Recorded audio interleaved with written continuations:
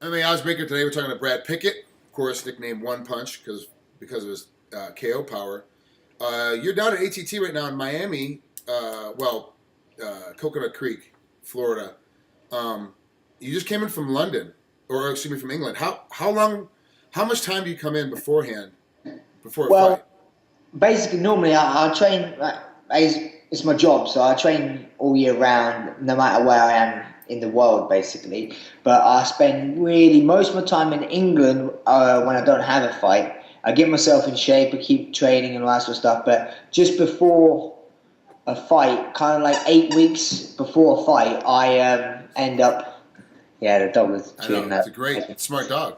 So 8 weeks before a fight, I end up going to American Top Team just to finish off my camp and stuff like that. I always like coming here.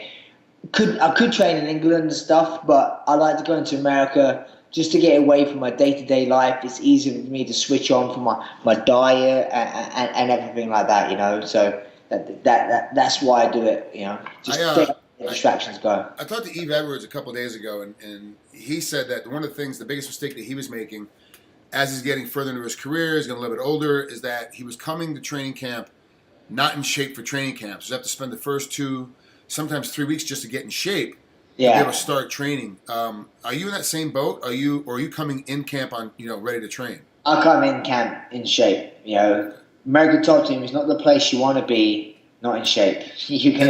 That's what Yves was saying. He said that's what helped him fix it was showing up for a couple of camps not in shape and going, crap, I can't survive. Like I have to come in shape now. Yeah, I mean, I turn up there in shape. You know, you have to, otherwise you're gonna get murdered on the mat, and it's not for anyone who's got any kind of competitive kind of. You do what we do, you're gonna be competitive. I hate losing, so I don't want to give someone the edge just because I'm not in shape. You know. Right now, not being in shape and being close to weight are two different things. You can be in shape and be not close to weight. Dial's not dialed in yet, but you've got you had 8 weeks when you showed up.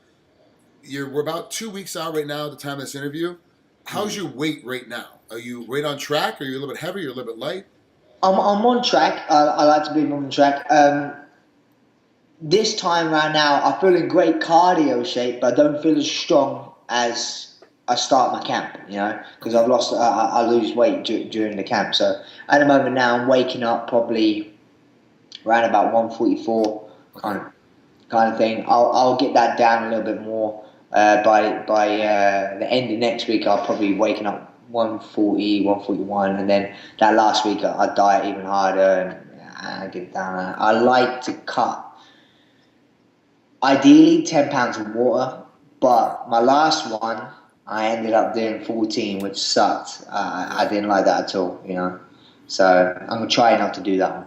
So was that the biggest issue when you fought Ian McCall, which is the last fight you had, and you lost a decision in that one?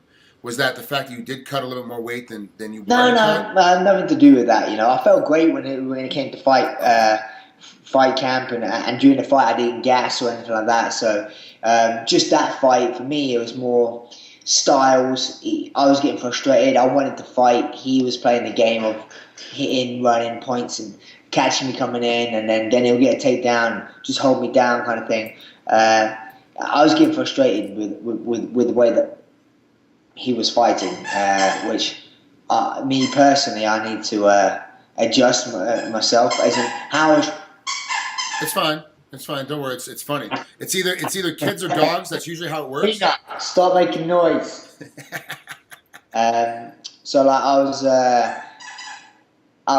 So I got frustrated with myself because how I was training to fight and how I fought were two different things. In camp, I was throwing a lot more straighter punches, using my jab a lot, being more elusive on my feet. And when I got in there to fight, I kind of went back to the old style of me, which everyone loves, and that where I'm just winging overhand rights and left hooks and bombs, which is fun to watch if someone else plays the game. But someone who doesn't play the game, like Ian McCall did, and want to get involved, it means they're going to get out points, you know, which I ended up getting out points. So how are you approaching? How are you approaching this fight with Chico? Do you think he's going to try and stay in the game, and is he a toe-to-toe fighter? Or is you guys going to try to hunt, peck, and run away again? I think he's going to. Well, I when I watched the Ian McCall fight, right? I seen a lot of his fights, and he did engage quite a bit. You know, he does run, has great footwork, but he didn't get those little pockets where he just wails, and that's what I was kind of like planning on, and he didn't mix it up at all with me. So this fight, I'm prepared for him not to be mix it up at all, and if he does, I know what I'm doing there, and that's what I love. But I'm ready for someone who's just going to try and point score me, because in a way, people now are more worried about winning rather than being involved in good fights, which is winning business, which I understand. So me, I like to be involved in good fights and be involved in the fighters. And that fight with Ian McCall, after the fight, I did have a mark on me, and I felt like I'd just done 3 rounds of shadowboxing, you know, because that's what it was. I wasn't hitting him, and I didn't get hit really. So for me, it was like a non-contest. I didn't really get involved in a fight, you know. So I'm hoping this one I could, few little things I've been working on, that I could draw a guy in a little bit more and make it a fight that I want it to be involved in. You know? Now you're back and forth, and obviously there's a dog there. Is that your dog? That's okay. I was gonna say, because that means you're bringing your dog with you back and forth from England. That's a lot of work. This is Brownie's dog. It's Peanut. Hey, Peanut. There's it's kind of everybody I talk to at ATT, it's everyone kind of lives together. They kind of, all live in the same space. Got a lot of guys fly in and fly out depending on the training camps. Do you always stay at the same place? You always stay at Brown's place? Well, what happened was probably about 5 years ago, the first time I came here, Mike Brown was staying in a fighter's house at the time, which was made by American Top Team, and he was staying there, and I ended up going into the fight house with him, and just basically we had a good bond. And then now he's got his own house, so now when I come out to American Top Team, I always stay with Mike Brown, because not only he's my coach now, he's been one of my best training partners over the years, and he's a great friend. He was my best man at my wedding, so like we hit it off, so it's been great for me to now just be able to come here and have a place to stay at Mike Brown's house. Is he going to corner you against Chico Camus on November 22nd? Yes, he will be. He's actually away at the moment now. He's cornering a friend of ours called Kobe. He's fighting in Brazil tomorrow night. He's cornering there, but then he'll be back, and then he'll be cornering the next weekend. A girl called Jack, who's fighting in the World Series, fighting, and then. Yeah, so he's busy, man. He's a busy man. He's a very great coach now, so everyone wants him in his corner and that sort of stuff, That's good. It's good for Mike. He found life after fighting and made an easy transition. Yes, exactly. A natural transition. I think he's going to be a great coach. Which is my next question for you. You're not 22 anymore. At some point that the end's coming in the next 10 years, the end of your athletic career is going to be there. What are you going to do once the fight game is over? Do you have any plans? Do you have any thought process of what's next? Obviously, I think about it a lot more on a daily basis. What I'm going to do after this. Obviously, the natural step is coaching, but I need to be involved in a bigger place to be able to earn money as a coach. You need to be a part of a coaching staff at something like American Top Team or something like that. And me personally, when I retire, I will be in England. So I think I will open my own sort of gym. That I am part of a gym there called Team Titan, which has been quite a big gym. I've been there with my head coach there, Mickey Pappas, for years. What I may do is try and develop that, make it a bit bigger, and go. Me and Mickey join forces and make a bigger gym and try and do that way, and become a coach and make I want to make a great British top team. So and a lot of people at home don't realize that the reason why like ATT and Extreme Couture in Vegas and Winkle John Jackson down in Albuquerque all able to survive is because they're big places. They've got every single aspect. They have the bottom, the worst of the worst amateur guy, all the way to the best of the best professional guy, and everyone in between. And it's really I hate to say, but it's really, you have to have masses of people fighting all the time to make any kind of money at these martial art gyms. England, it doesn't have a huge population. It's not very dense, and there's not very many fighters there. No. Do you think you can make a significant living, living on the money you're making now as a fighter, doing that as a coach in a gym in England? Obviously, you got to, end of the day, money's money, and you need to be able money to live. I believe I could run and make a successful gym enough for me to live on. But then obviously I will do other things. I don't want to just put all my eggs in one basket and just run a fight team. If, like yourself, if I could follow in your footsteps and maybe go into movies, that would be great.